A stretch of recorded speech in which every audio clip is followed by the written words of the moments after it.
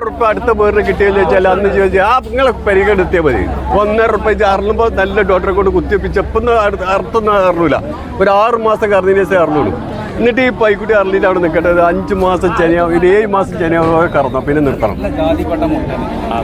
ഒറ്റപ്പേർ അതുമല്ല അതിൻ്റെ പല്ലുണ്ട് ഓരോ പല്ല് പറയാനാണ് ആ പറയെ പിടിച്ച അല്ല അത് ഇടക്കെ ഇടക്കെ ഇടക്കെ നോക്കാം വെറുതെ പറയുക ചെറിയ പല്ലുണ്ട്.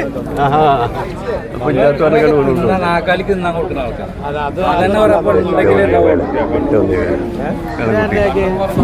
അത് നമ്മളതാണ് ആ കുഞ്ഞുപായൊക്കെ അങ്ങനത്തെ കൊണ്ടുള്ളൂ. മറ്റേതൊക്കെ നീച്ച പഞ്ചായത്ത് ഇടക്കെ അത് തള്ളി കുട്ടി കൂടെയാണ്.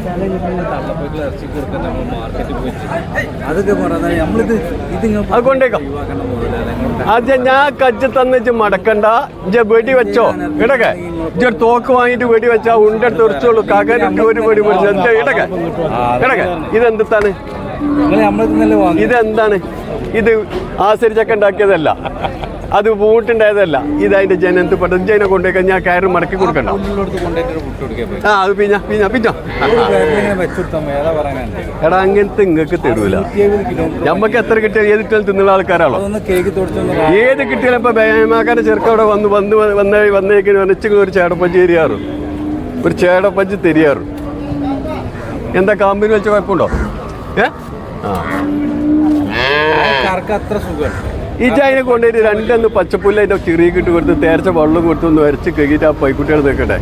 വീണ്ടും കണ്ടെങ്കിൽ ആയസാന്ന് തരാണെങ്കിൽ ഇജ്ജ് ഞാനും ജീവിച്ചിരിക്കുകയാണെങ്കിൽ ഒരു 7 മാസം ചെനിയിലോ ഒരു 1.10 ഞാൻ പോയി തന്നെ